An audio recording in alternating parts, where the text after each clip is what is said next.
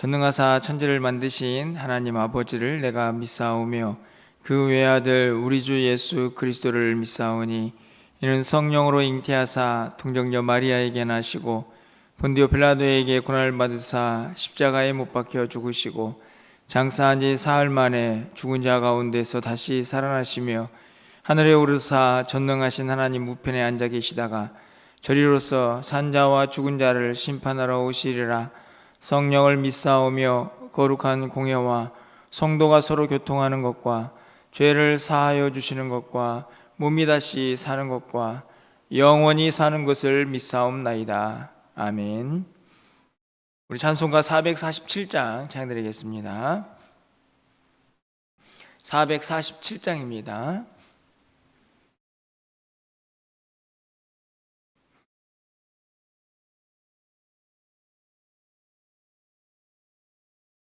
이 세상 끝날까지 주 섬겨 살리니 내 친구 되신 주여 늘 함께 하소서.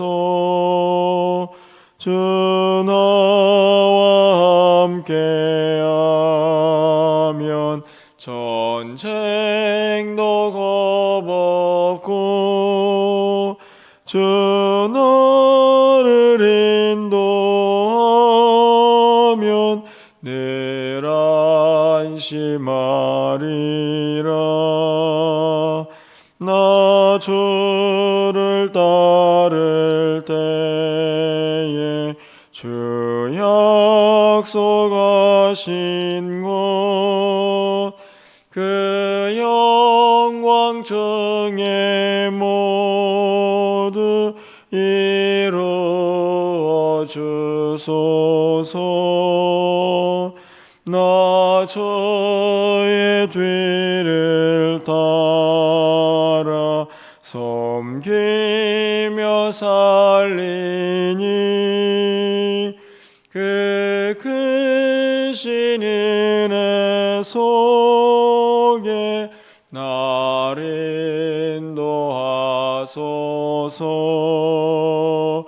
이 세상 온 것이여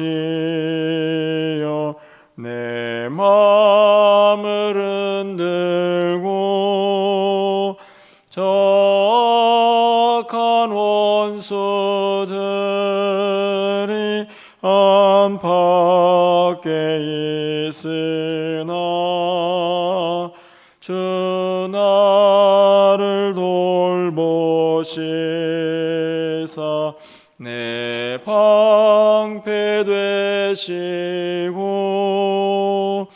내 옆에 계신 것을 늘 알게 하소서. 저 영광 빛난 곳을 주 허락했으니 그 허락하신 곳을 늘 사모합니다. 끝까지 쉬지 않고 주 따라가리니 주 넓은 사랑으로 늘 인도하소서.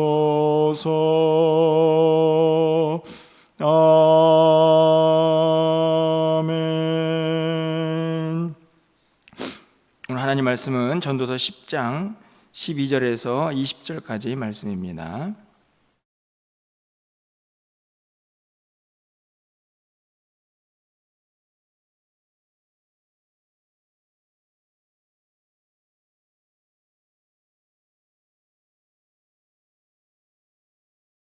전도서 10장 12절에서 20절까지 말씀을 한 절씩 교독하고 20절은 함께 읽겠습니다. 지혜자의 입의 말들은 은혜로우나 우매자의 입술들은 자기를 삼키나니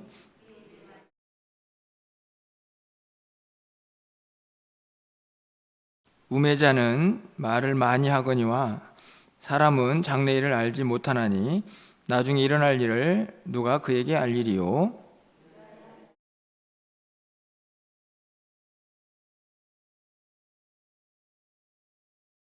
왕은 어리석고 대신들은 아침부터 잔치하는 나라여 내게 화가 있도다.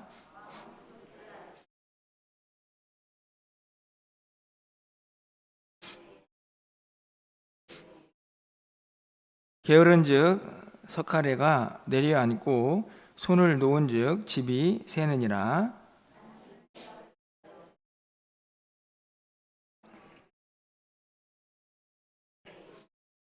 20절입니다. 심중에라도 왕을 저주하지 말며 침실에서라도 부자를 저주하지 말라. 공중의 새가 그 소리를 전하고 날 짐승이 그 일을 전파할 것임이니라. 아멘. 네, 이 전도서 10장에 있는 말씀은 전반부부터 지혜자와 우매자에 대한 이야기를 하고 있습니다. 누가 지혜자고 또 어리석은 사람들은 이 땅을 또 어떻게 사는가 하는 것을 설명을 하고 있는데요. 오늘 본문에서도 12절에 지혜자와 우매자에 대한 이야기가 등장을 하고 있습니다. 특별히 15절까지의 말씀에서는 특별히 어리석은 자가 그의 입을 어떻게 사용하는가 하는 것을 기록을 하고 있습니다. 말에 대한 이야기를 하고 있는 것이죠. 오늘 본문을 보니까 저희가 지난달에 성도에 마땅한 바라는 말씀을 가지고 에베소 4장과 5장에 있는 말씀을 통해서 이 말에 대한 이야기를 했던 기억이 납니다. 어찌 보면 뭐 성경에서 자주 반복되는 이야기라고 할 수 있습니다. 우리 입술을 또 잘 사용해서 말을 잘해야 한다 하는 내용이죠. 오늘 이 12절부터 15절까지의 말씀에서 우리가 좀 생각할 것은 이 어리석은 자가 그 말을 잘 못해서 1차적으로는 피해가 다른 사람에게 갈 수도 있겠지만 오늘 본문은 오히려 그 피해를 다른 사람에게 초점을 맞추기보다는 자기 자신에게 맞추고 있다 하는 생각이 듭니다. 오늘 이 12절 말씀을 가서 보면요, 하반절에 우매자의 입술들은 자기를 삼킨다. 이게 자기를 삼킨다라는 말은 망한다라는 의미를 가지고 있습니다. 결국에는 자기를 삼키니까 어리석은 자의 말은 결국은 자기를 죽이는 이 안타까운 결과를 맞이하게 된다 하는 내용을 담고 있죠. 말을 잘못하면 그 말을 듣는 상대방이 상처를 받고 피해를 입는 것이 마땅한데 오늘 이 본문에서는 특별히 그 말이 결국에는 자기를 삼킨다라고 하는 그런 교훈을 우리에게 가르쳐주고 있습니다. 13절 말씀을 보면요, 그의 입의 말들의 시작은 우매요 그의 입의 결말들은 심히 미친 것이다. 좀 표현이 과격해지고 있는데 시작은 그냥 왜 이렇게 어리석어 이 정도로 시작을 하는데요, 결국 그 결말을 보면 미친 것이다. 미쳤다는 말은 말 그대로 광기가 어린다 하는 것이죠. 통제도 안 되고 이게 어디로 튈지도 모르고 결국에 엄청난 이 12절 하반절에 있는 말씀처럼 결과를 가져와서 자기를 결국은 삼켜버리는 그런 어리석은 자들의 말들에 대해서 이야기를 하고 있습니다. 참 안타까운 것은 14절 말씀을 보면 우매자는 말이 많습니다. 또 좀 말이 좀 적어야 실수가 적을 텐데 어리석은 자는 또 말도 많아가지고 당연히 피해가 더 크고 더 많은 사람들에게 상처를 남기지 않을까 하는 생각이 듭니다. 이 15절 말씀을 보면요, 우매자들의 수고는 자신을 피곤하게 할 뿐이라 그들은 성읍에 들어갈 줄도 알지 못하니라. 성읍에 들어갈 줄 모른다. 이 말은 자기가 사는 것도 못 찾는다는 말인데요. 이 말은 이제 얼마나 어리석은가, 우매자이기 때문에 그 사람이 얼마나 어리석은 사람인가를 이제 설명하려고 하는 이야기인 것 같습니다. 이 사람은 얼마나 어리석은지 자기 집, 자기가 사는 집도 못 찾아갈 정도인데, 그 사람은 결국에는 아무리 수고를 해도 그냥 피곤할 뿐이다. 수고가 자기 자신을 힘들게 할 뿐이다 하는 것입니다. 그 이유는 앞에 있는 내용과 연관시켜 보면 바로 말 때문이라는 것을 알 수가 있습니다. 결과가 자기 자신을 삼키는 일이기 때문에 아무리 이 땅에서 열심히 수고를 하지만 결국 말로 다 자기가 벌어놓은 것들 다 깎아 먹어버리고 결국에는 자기를 삼키는 그 어리석은 자의 입술에 대해서 이야기를 하고 있죠. 결국은 우리가 어떤 말을 하고 어떻게 입을 사용하느냐에 따라서 그 사람이 어리석은 사람인가 지혜로운 사람인가 하는 것이 구분이 된다는 것을 오늘 본문이 우리에게 가르쳐주고 있습니다. 자기 스스로는 아무리 내가 지혜롭다라고 이야기를 해도 그 사람의 입술을 보면 그가 어리석은 사람인지 지혜로운 사람인지 금방 구분이 된다는 말씀이죠. 그러면서 오늘 이 문맥하고는 조금 거리가 있는 것처럼 보이지만 말에 대한 이야기이기 때문에 20절 말씀을 좀 한 번 더 가보면요, 20절에 이렇게 기록이 되어 있습니다. 심중에라도 왕을 저주하지 말며 침실에서라도 부자를 저주하지 말라. 공중의 새가 그 소리를 전하고 날짐승이 그 일을 전파할 것임이니라. 이게 침실, 그 다음에 심중, 이 두 가지의 공통점은요, 은밀하다 하는 것입니다. 심중이라는 것은 우리의 마음속이죠. 여러분, 다른 사람의 마음속을 누가 볼 수가 있겠습니까? 그런데 그 심중에서라도 다른 사람을 저주하지 말고, 침실도 마찬가지죠. 은밀한 곳인데 거기에서도 누군가를 저주해서는 안 된다. 말에 대한 이야기를 또 하고 있습니다. 아무리 보지 않는 곳이라고 하고 내 마음속에서라도 다른 누군가를 저주하는 말을 해서는 안 된다 하는 것이죠. 그런데 여기서 대상을 보면 왕과 부자가 등장을 합니다. 쉽게 말하면 강자죠. 일반적으로 뭐 그렇다라고 말할 수는 없지만 다른 사람에 대해서 이런저런 이야기를 이제 할 수 있는 자리는 결국은 힘이 없기 때문에 그럴 때가 많이 있습니다. 아마도 20절에 있는 말씀은 이제 연약한 자들이, 물론 이제 왕과 부자들은 뭔가 좀 잘못할 수 있는 가능성이 있을 수 있겠지만 어떤 힘을 가진 자들이기 때문에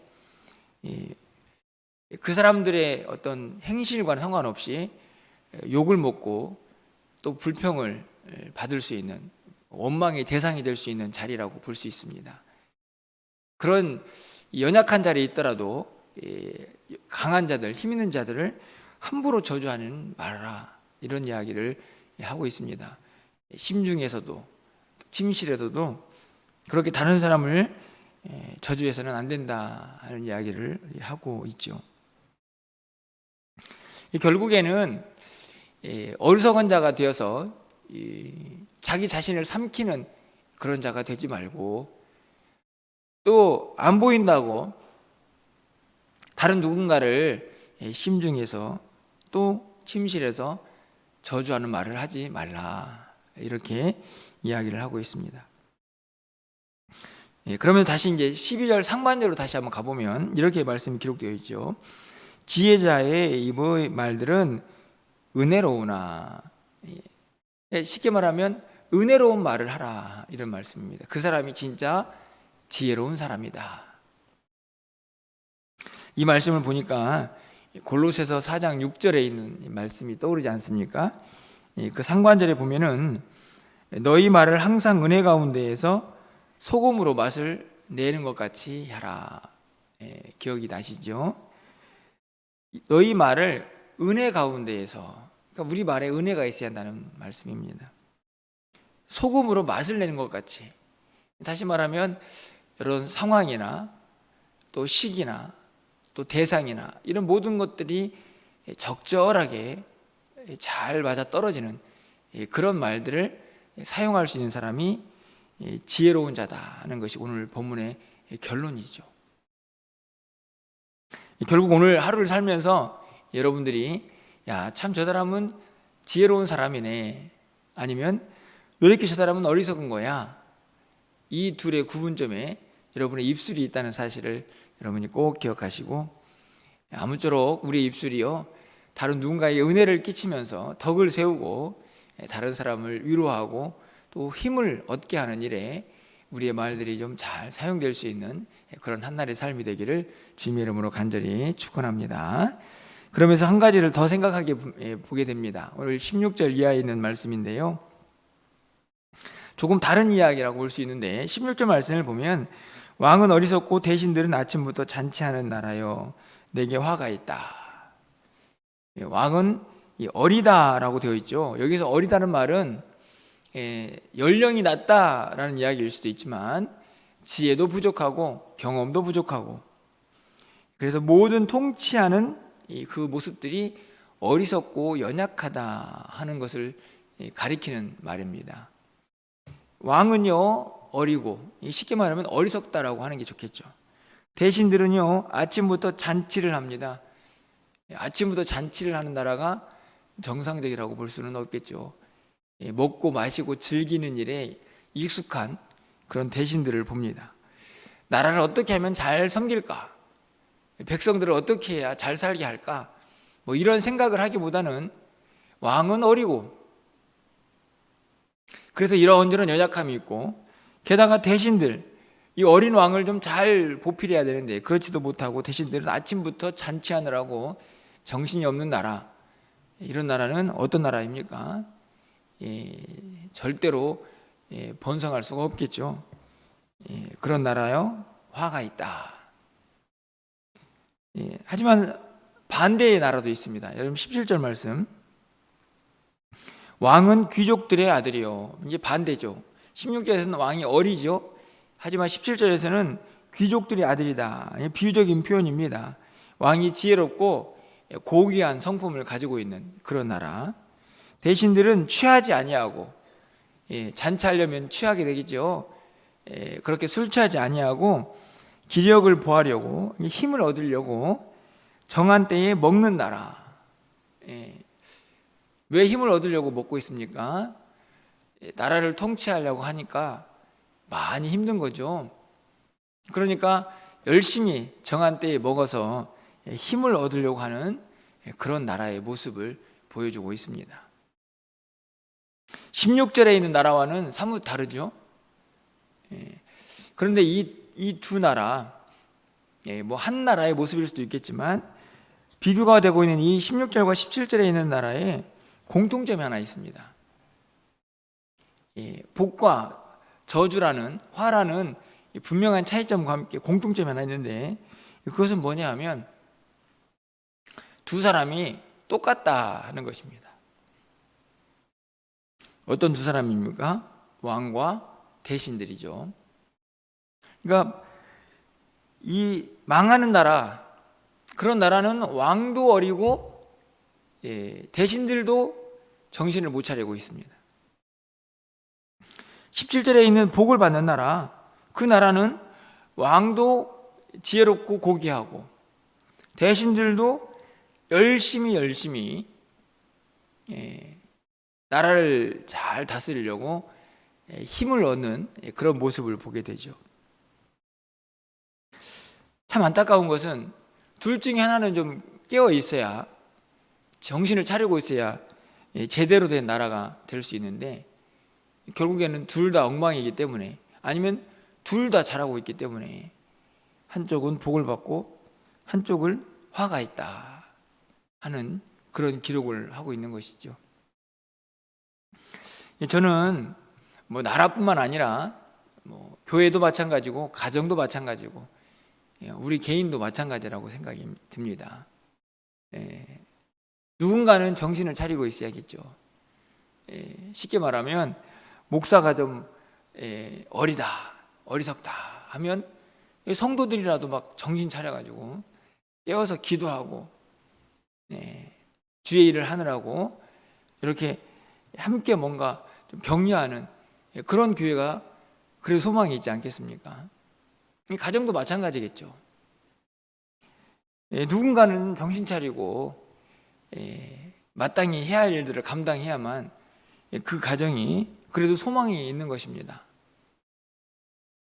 오늘 이 16절에 있는 이 나라처럼 왕도 정신도 못 차리고 그 다음에 대신들 그들도 아침부터 막 잔치하느라고 술 취해 있고 정신을 차리지 못하는 그런 나라가 된다고 하면, 그런 공동체가 된다고 하면 소망이 없겠죠. 여러분, 오늘 이 18절 말씀을 좀 가서 보시면요, 꼭 연결된다는 말씀이라고 볼 수는 없지만 이렇게 기록이 되어 있습니다. 게으른즉 석가래가 내려앉고 손을 놓은즉 집이 새느니라. 그러니까 아무것도 하지 않는, 굳이 아무것도 하지 않는다라고 말하기보다는 해야 할 일들을 하지 않는 집의 모습이죠. 석가래가 내려앉고 집이 셉니다. 이제 무너지겠죠. 나라든 가정이든 교회든 마찬가지입니다. 누군가가 깨어서 해야 할 일을 하지 않는다면 그 공동체는 소망이 없다는 것을 분명하게 가르쳐 줍니다. 우리가 이제 한 해를 마감하게 되는데요,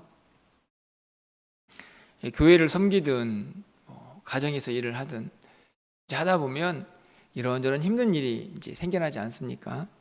그럴 때마다 이제 결국에는 그 일들을 얼마나 지혜롭고 슬기롭게 잘 이겨내느냐 하는 문제에 직면하게 되죠.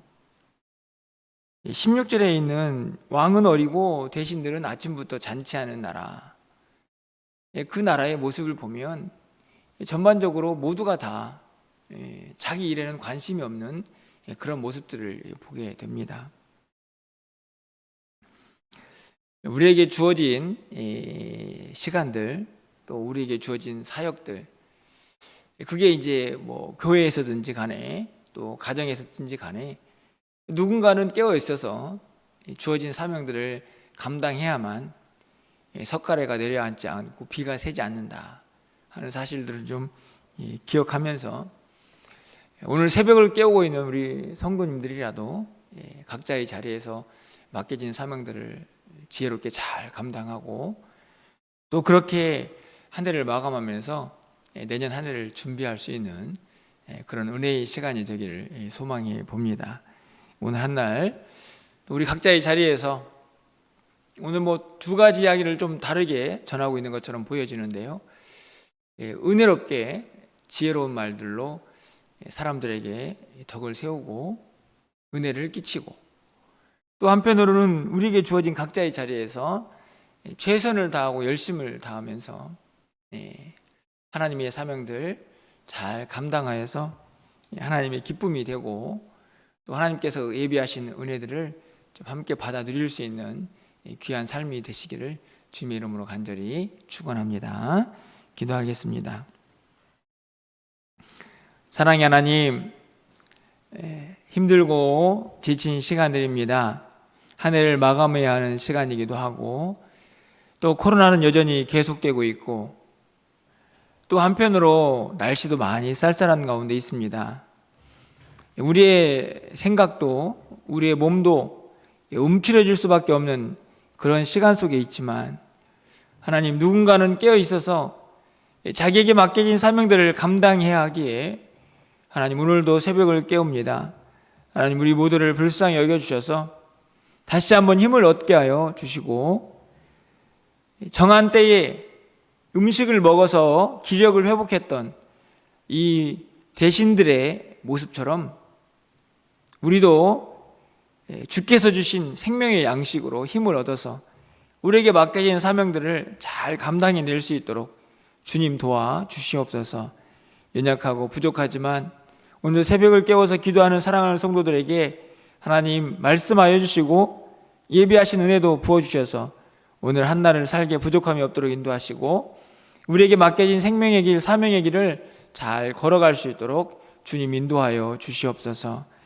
우리에게 맡겨진 일들 하나님 지혜가 부족합니다. 우리에게 지혜 주시고 힘 주시고 능력 주셔서 잘 감당하게 하여 주시고 또 내년 한 해를 준비하는 모든 일들 가운데에 주의 주권과 섭리와 은혜가 넘쳐나게 하여 주시옵소서. 오늘도 한 날을 살아가는 성도들 추운 날씨 속에서 건강 지켜주시고 믿음 지켜주셔서 힘있고 능력있게 세상을 승리하며 이겨내며 살아갈 수 있도록 주님 도와주시옵소서. 예수 그리스도의 이름으로 기도합나이다. 아멘.